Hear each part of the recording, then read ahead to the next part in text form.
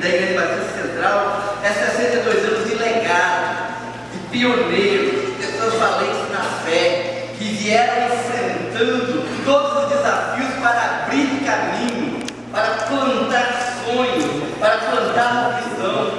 Ninguém começa um projeto de uma igreja num local assim desafiador sem ter um sonho de Deus no coração. Ninguém planta uma igreja para si, se planta uma igreja para o futuro, para frente, para as futuras gerações. E esse legado chega até nós hoje, e nós podemos comemorar 62 anos e poder termos duas atitudes que precisamos de ter. A primeira delas é de olhar para trás e ser grato a Deus, e dizer: louvado seja Deus por tudo que vivemos até agora. É fazer como fez o profeta Samuel, construir uma coluna e dizer: Ebenezer, até aqui nos ajudou o Senhor.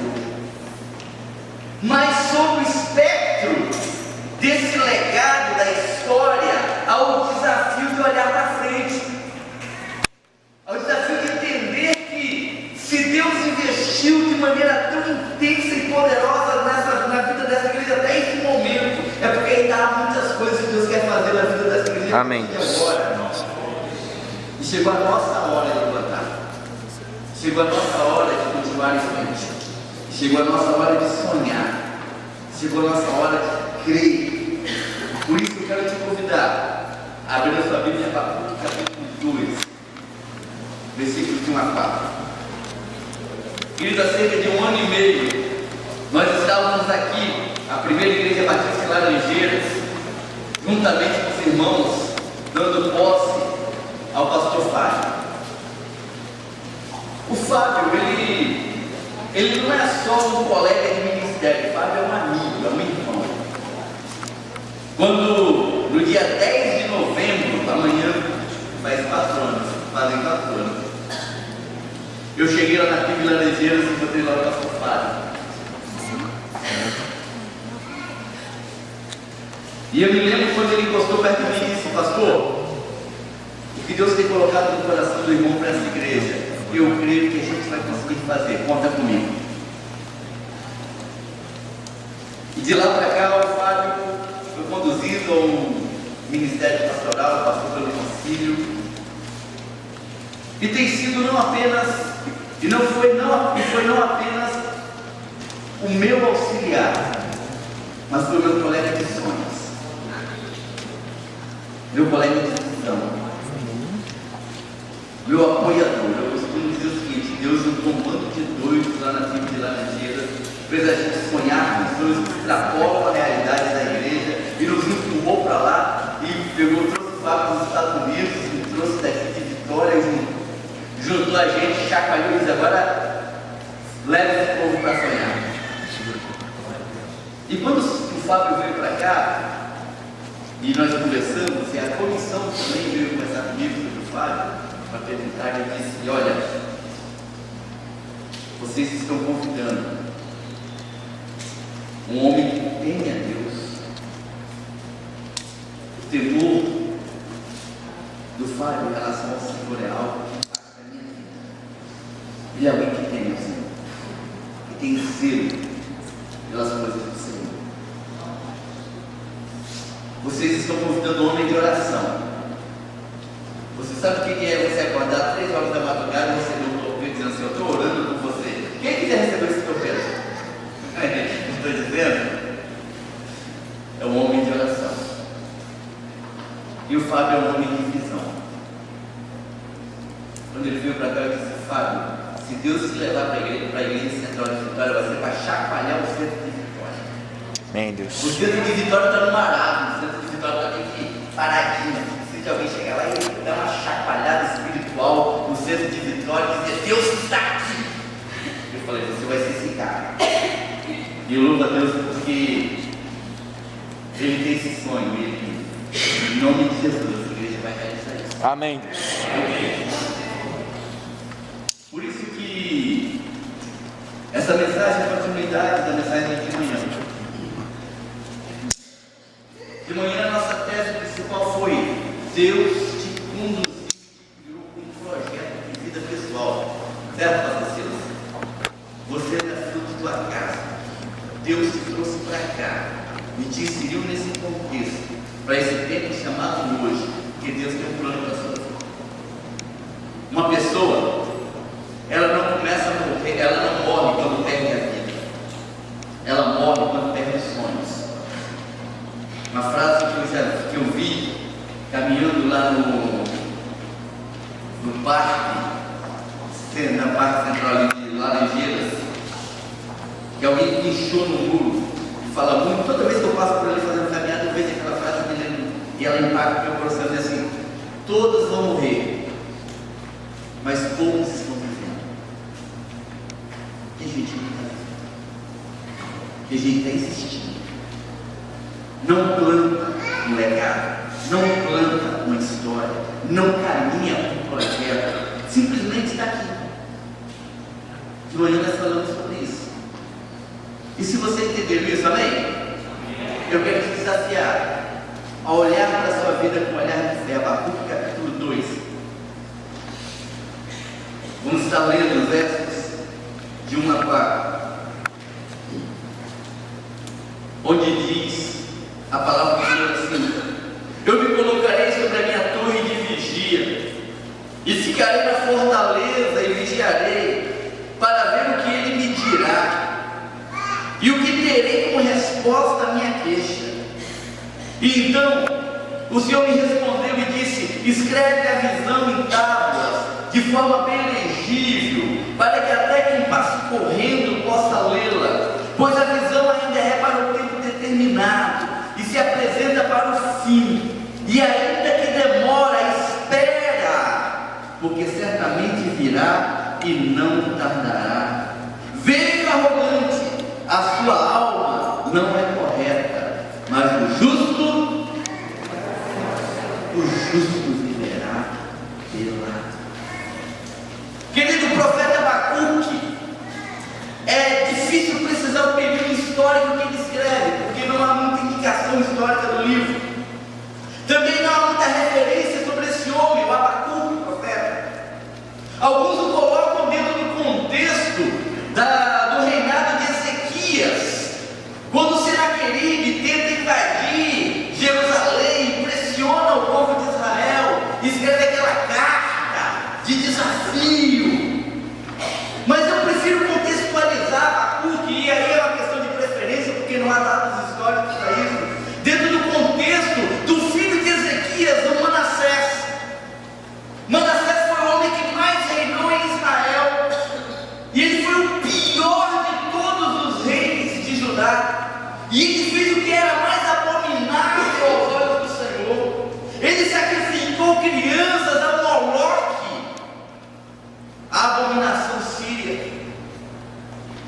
e ele edificou altares, ele construiu uma religiosidade focada no sincretismo. Embora não tivesse o templo funcionando, era uma religiosidade vazia, uma religiosidade ritualística, uma religiosidade cultica, que era uma estética de espiritualidade, mas que não tinha nenhum tipo de intimidade verdadeira com o Senhor. Uma religiosidade que afagava o coração, uma religiosidade que trazia conforto para o religioso, mas que não trazia desafios. Sabe, pastor? Sabe aquele tipo de religiosidade que você vai, senta, celebra e sai dali feliz, dizendo: ai, que bom, mas que de prática mesmo não tem nada para a sua vida. Não passa de ritual de hora marcada, não passa de repetição e repetição e repetição de tradições recebidas, que acabam perdendo o conteúdo simplesmente porque está vazio de fé. É nesse contexto que o Senhor diz para Abacuque que vai vir uma opressão tremenda.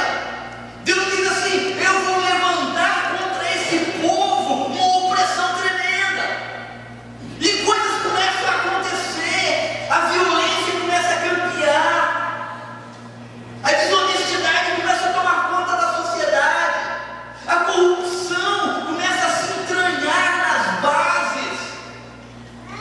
de Jerusalém. O homem começa a se tornar cada vez mais malévolo, mais ímpio.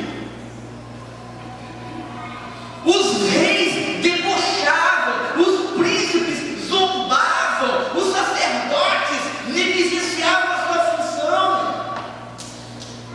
E é nesse contexto que a alma de Abacuque se sente totalmente constrangida e conspurgada, e ele diz: eu não consigo acreditar, eu não consigo aceitar uma realidade dessa. Deus tem que ter algo maior do que isso que estamos vivendo.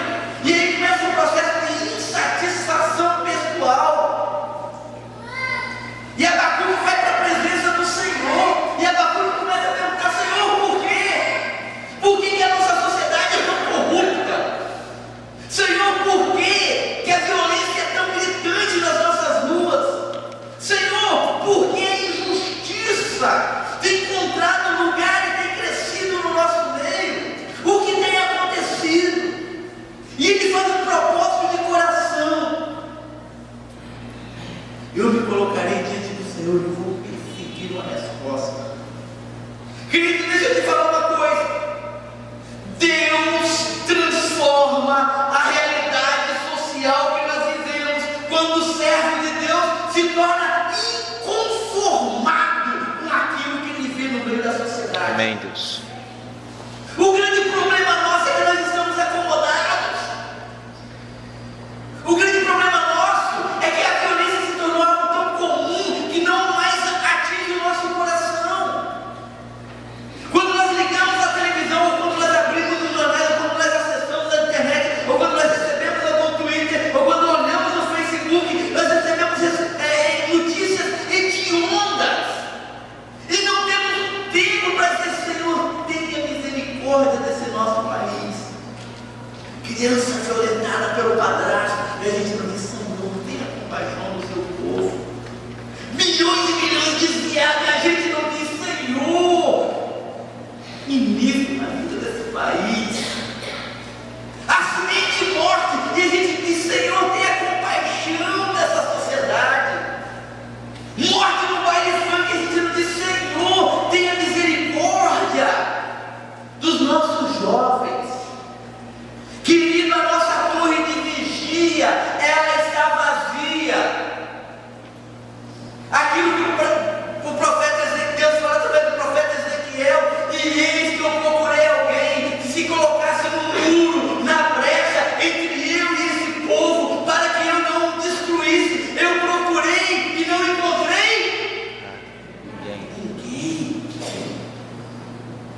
ninguém. Queridos, nossos cultos têm tido palmas demais e choro de menos. Tem tido riso demais e quebrantamento de menos. O profeta Abacuque é alguém totalmente quebrantado por essa realidade. Ele não consegue suportar isso. Ele não consegue andar pelas ruas de Jerusalém e ver o que está acontecendo sem que isso faça com o seu coração fique compungido.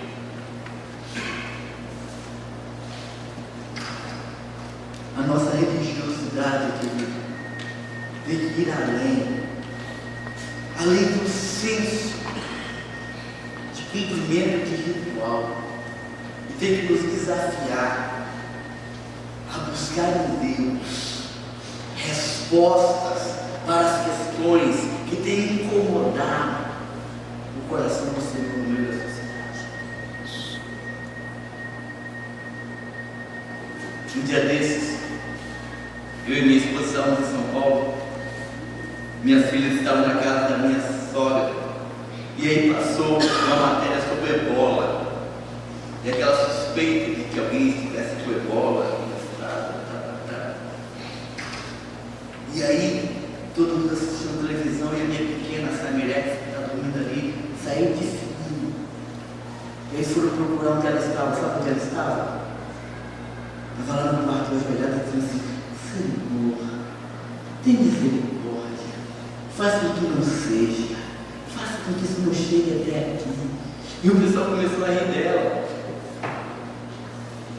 Querido, nós estamos vivendo um tempo em que a nossa insensibilidade é tão grande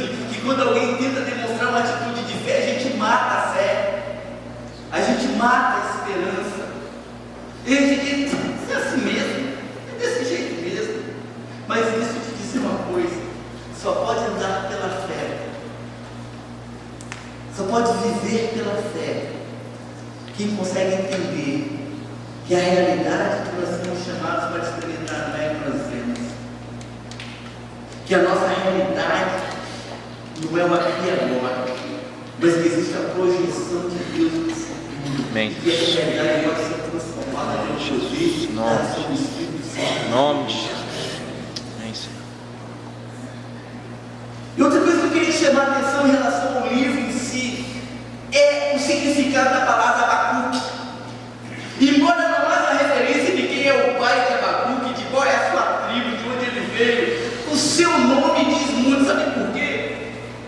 Porque Abacuque significa aquele que abraça, o abraço. No meio da crise, no meio da angústia, no meio dessa perda, parece com a palavra de abraço. O abraço que Deus falou, o abraço que Deus manifestou, e veio a palavra de Deus por meio de um abraço. Deus cuida de nós, amém? Amém. Sua dor não é sua somente. Você não sofre sozinho. Você não passa pela crise sozinho. Deus está com você. Glória a Deus. Deus está com você. O afago de Deus está com você. Aleluia, Senhor. O cuidado de Deus está sobre você.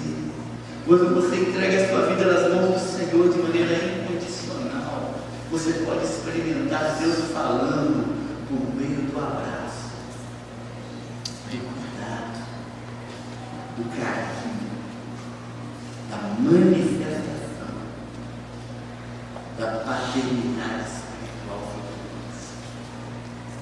Sabe, uma das maiores armas que Satanás tem usado para nos impedir de caminhar pela fé é tentar nos convencer de que nós estamos sozinhos. É como perguntava para o salmista: onde está o seu Deus? Cadê o seu Deus? E nós podemos sentir esse afago de Deus. Nós podemos entender a identidade que nós temos diante do Senhor, a autoridade que nós temos diante do Senhor, porque Deus está conosco. O abraço de Deus está presente sobre nós. Tem uma música que eu gosto muito do Cláudio Lucas, e ele tem uma frase que eu acho tremenda.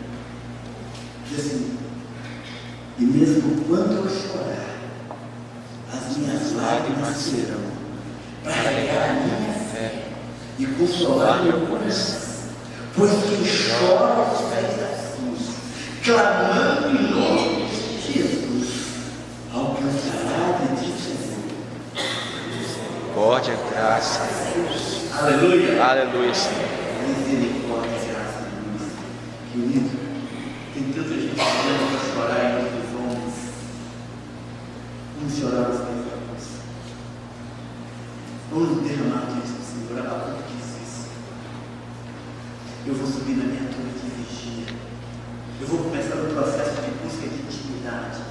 Eu vou buscar no processo de procura pessoal. Porque nós não vamos viver pela fé por osmose.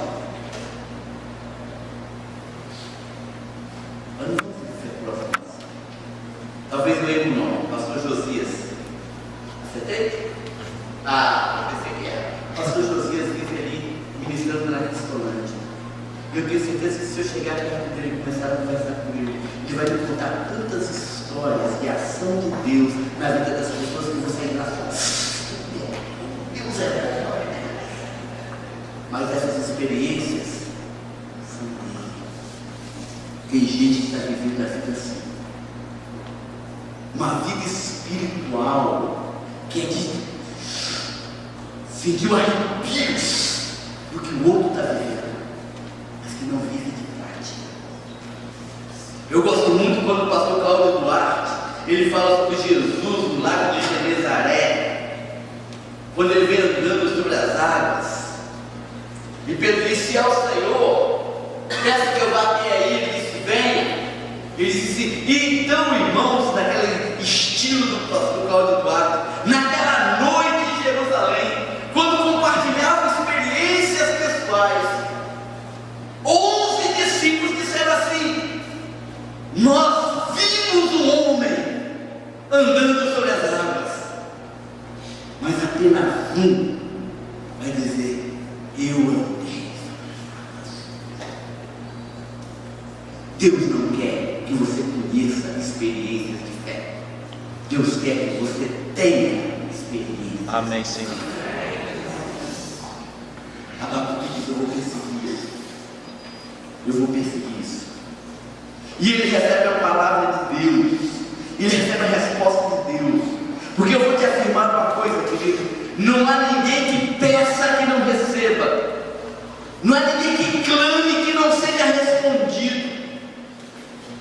A palavra de Deus diz, Jeremias capítulo 33, versículo 3, o quê? Clama a mim e Responder-te-ei. responder-te-ei. Deus diz: eu vou responder, e eu vou ensinar para você, e eu vou dizer para você, e eu vou mostrar para você coisas grandes e tremendas, coisas grandes e firmes que você ainda não Conhece.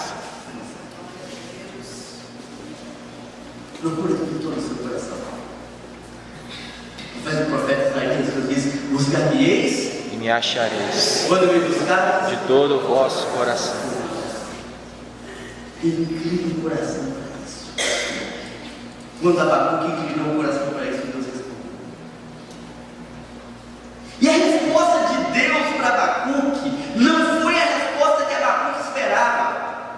Deixa eu te dizer uma coisa: Deus tem uma capacidade tremenda de nos pegar pela contramão. Invariavelmente, a ação de Deus não segue os nossos projetos pessoais. Abacuque, penso eu, esperava subir a sua torre de vigia, seu ponto de encontro e de busca, e orar, interceder e ver Deus dizendo assim: Abacuque, vai acabar toda a impiedade, vai acabar toda a opressão, vai acabar toda a violência, e vai começar um reinado de paz porque você está orando. Mas não foi isso que aconteceu. Querido, deixa eu te dizer uma coisa: a oração pode não mudar a realidade. A oração não é garantia de que a enfermidade vai ser curada. A oração não é garantia de que o problema vai ser superado. A oração não é garantia de que a felicidade será restaurada. A oração não é garantia de que a situação vai mudar. Porque a oração não é uma chave mágica para mudar as coisas. Mas a oração é garantia absoluta de que o seu relacionamento com Deus muda. Amém. Que quando você inclina a sua vida para buscar o Senhor, Deus muda você. E mudando você, Ele te prepara para, independente daquilo que Deus for fazer, independente daquilo que Deus for falar, você está preparado para lutar e vencer para a honra e glória do Senhor. Amém, Deus. Nós estamos vivendo uma época de teologias tremendas, corruptoras de alma. Nós estamos vivendo uma época em que as pessoas distorcem os princípios e valores da palavra dentro de uma fé consumista, mercantilista e totalmente hedonista, em que as pessoas buscam prazer pelo prazer. E é a oração do limitado: eu quero, eu posso, não consigo. E nós nos esquecemos da oração do seja feita a sua vontade. Seja feita a sua vontade. A sua vontade é melhor para nós. Abacuque será essa busca constante na presença do Senhor. E ele recebe de Deus uma palavra diz: Abacuque, deixa eu te dizer uma coisa aqui. Registra aí o que eu vou te dizer. A coisa não vai melhorar, vai piorar. A coisa vai piorar. Mas escreve uma palavra que venha servir de base para fortalecimento daqueles cujo coração se encontra em mim. O justo viverá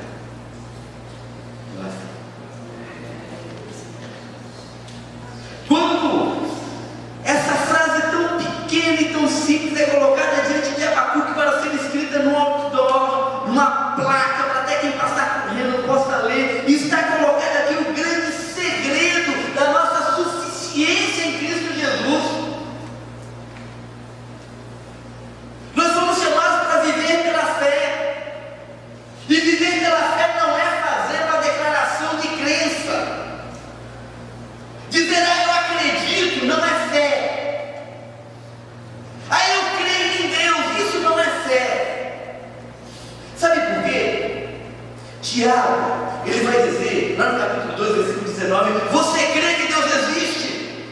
Faz muito bem, mas o diabo também crê. Quando Jesus Cristo confronta aquela legião de demônios, ele diz, Senhor Jesus, por que viestes antes da hora? Quando um grupo de judeus tenta fazer exorcismo em nome do Cristo que Paulo pregava, o demônio vira para ele e diz assim, Cristo eu conheço, e Paulo eu sei quem é, mas vocês quem são? Acreditar que Deus existe não traz mérito algum, mas a fé, a palavra pistis aqui, ela tem o sentido de colocar em prática o que você crê, viver em fidelidade, transformar a sua fé em ação, agir de acordo com aquilo que você professa. O justo viverá pela fé, significa que o justo vai caminhar, vai existir, vai agir e vai reagir de acordo com aquilo que ele crê. Nós somos chamados para atitudes de fé, para posicionamentos de fé, para posturas de fé, para ações de fé. E a primeira coisa que eu queria dizer para você, querido, é que nós precisamos aprender a viver pela fé. Nós precisamos aprender a desenvolver passos de fé. Há um rabino judaico que ele diz que um comerciante tem muito mais fé do que um religioso. Porque um comerciante, alguém que trabalha em comércio? Ok, Deus abençoe você, Deus abençoe, Deus abençoe. Você já compra o seu estoque já sabendo o que vai vender? Já sabendo, ó, eu vou comprar 100 camisetas e eu sei que a 100 vai vender tudo. Não. Você compra acreditando que vai vender. Você coloca e cada vez que você abre a sua loja, você faz um ato de fé. Porque você abre crendo que vai entrar ali um cliente. Todo agricultor vive pela fé. Porque ele pega os seus melhores grãos e joga na terra, em vez de comê-los. Porque ele joga na terra crendo que vai. Que garantia ele tem? Nenhuma. Mas ele crê que vai ser. Nós, servos de Deus, crentes em Cristo Jesus, religiosos de plantão, precisamos aprender a investir e arriscar na fé. Muitas vezes nós somos sentados na nossa acomodação, temos medo de nos arriscar, de ir além, de dar um passo. E a palavra de Deus para Abacuque é: o justo viverá pela fé, mas escreve, essa palavra não é para agora, ela é para daqui a um tempo. Essa palavra é para daqui a um tempo. Você não vai ver, não vai estar sentindo e apalpando essa palavra, você vai apenas crer nessa palavra. Querido, o grande problema é que quando nós desafiamos a igreja a passos de fé, a gente pergunta assim: me mostra o resultado que a gente vai, me mostra o resultado que a gente faz, me mostra o resultado que a gente investe. Isso não é fé. Fé é se lançar no coração de Deus, crendo na palavra do Senhor e dizendo: o Senhor é quem vai dar o crescimento, o Senhor é quem vai dar a produção, e a semente lançada, ela vai germinar e vai produzir 30 por 1, 50 por 1 e 100 por 1, porque Deus dá o crescimento. Amém, Senhor.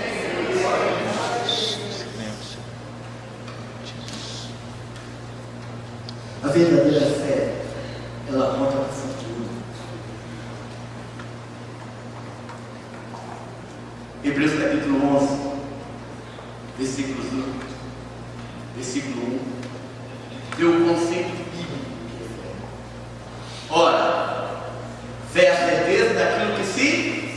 espera. E a convicção daquilo que não Se vê. Querido, fé é a certeza do que se espera. E a pergunta é: o que você espera? Se você não espera nada, a sua fé produz Nada. nada. O que você espera, Deus? Irmão, olha para a sua vida espiritual. O que você espera? O que você projeta em Deus para a sua vida espiritual? A sua fé está depositada em quê? Em qual expectativa do Senhor?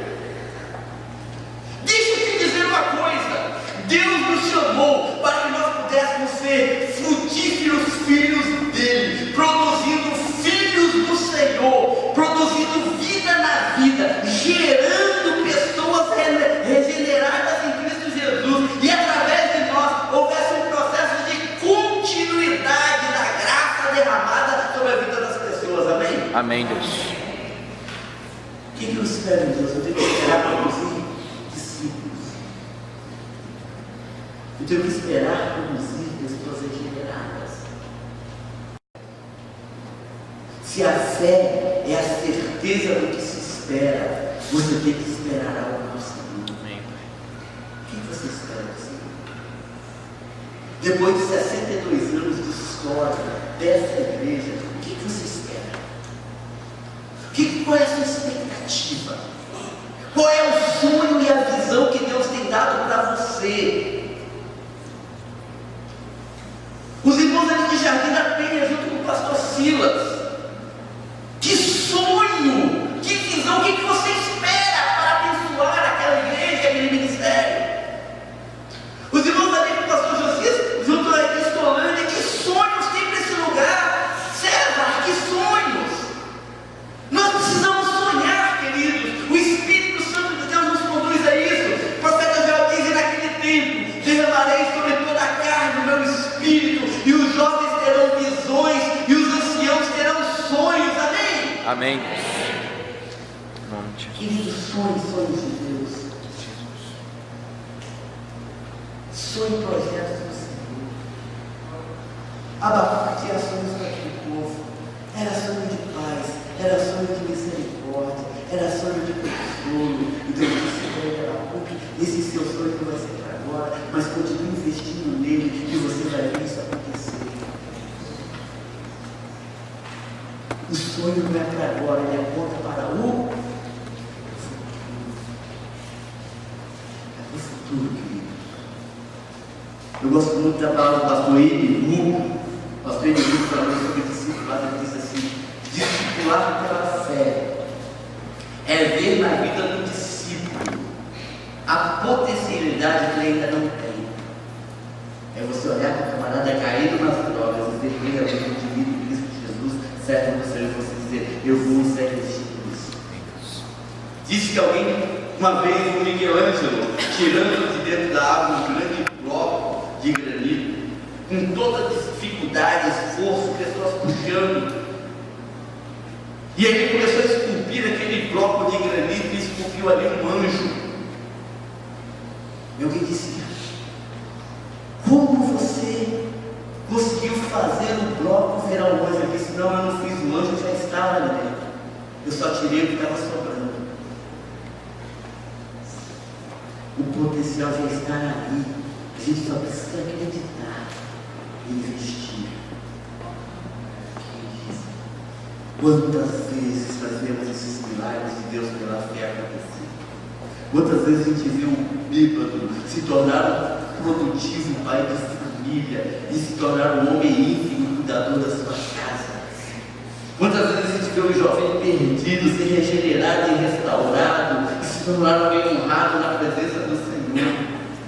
Quantas vezes a gente vê um porqueira qual nós sendo chamados por Deus e colocados no ministério para pastorear o rebanho do Senhor, e a gente sabe que não vale nada para isso, mas Deus faz.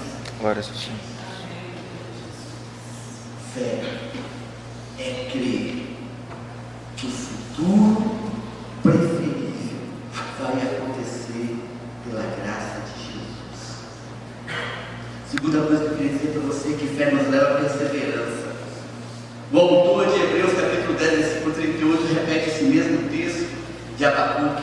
Diz assim: e o justo viverá pela fé, mas se ele retroceder, eu não terei prazer nele. Mas nós não somos daqueles que retrocedem pela perdição, mas somos daqueles que perseveram para a salvação eterna. Queridos, quantas pessoas pararam no meio do caminho porque perderam a questão da fé? Quantas pessoas que são ex-crentes, ex-servos, e permitiram que o inimigo os pegasse e cirandasse com eles, e os colocasse como símbolo de escárnio, e os colocasse como vitupério, como vergonha a palavra da graça e da cruz, expondo-os como troféus, simplesmente porque conseguiram fazer uma coisa na vida deles: apagar a chama da fé. Conseguiram fazer com que em determinado momento eles parassem de crer, conseguiram que em determinado momento eles deixassem de acreditar, conseguiram que em determinado momento da sua história eles duvidassem do amor, da graça e do perdão de Jesus sobre a vida deles.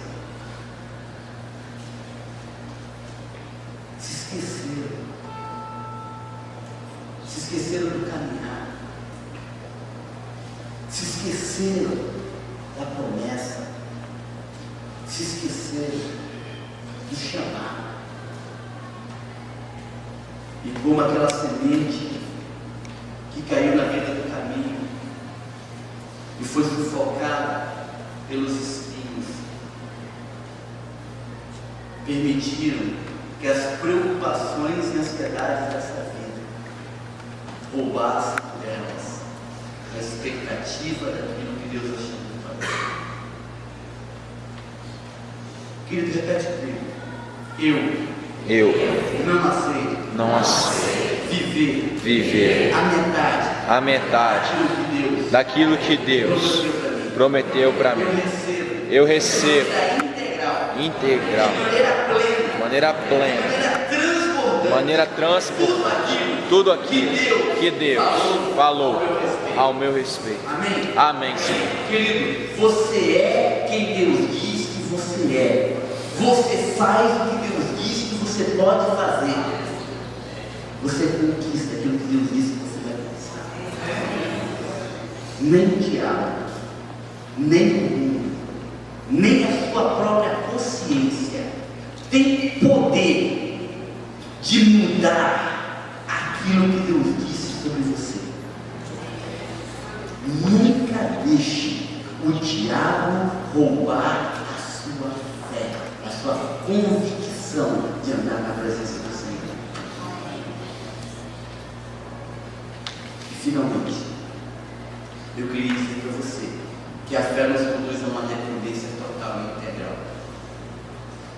A palavra de Deus para Abacuque é uma palavra tremenda. Deus diz assim: Abacuque, você acha que está ruim? Eu vou trazer para cá do norte da Babilônia um povo que vai trilhar Israel, que vai trilhar Judá em rodas de ferro,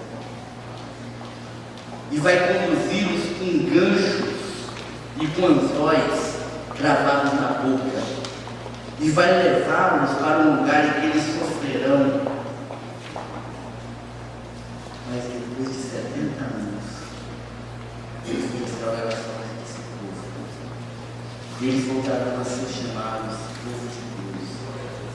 Voltarão a ser edificados de acordo com a minha vontade e servirão de luzeiro para aqueles que andam nas trevas. Querido, deixa eu te dizer uma coisa: caminhar pela fé pode significar muitas vezes que Deus vai nos conduzir para o deserto. Mas o deserto não é um lugar de habitação. O deserto é um lugar de travessia. O deserto não é um lugar de sofrimento e dor. O deserto é um lugar de aperfeiçoamento de caráter. E o deserto pode ser para mim e para você lugar de privação ou lugar de provação, dependendo do quanto a nossa fé estiver fortalecida. O choro pode durar uma noite, mas a alegria vem pela manhã. Amém, Senhor. As misericórdias do Senhor são a causa para nós sermos bem. No mundo tereis aflições, mas tem de bom ânimo, porque eu disse mesmo. Essas palavras e tantas outras escritas na palavra de Deus nos servem como luzeiro na noite mais escura, como norte no meio de uma tempestade tremenda, como esperança em um lugar em que parece que todas as desgraças do mundo estão se levantando contra nós, com a certeza de que nós vamos subsistir, não porque nós temos capacidade para isso, mas porque o nosso Deus é maior do que todas as Amém, coisas. Senhor.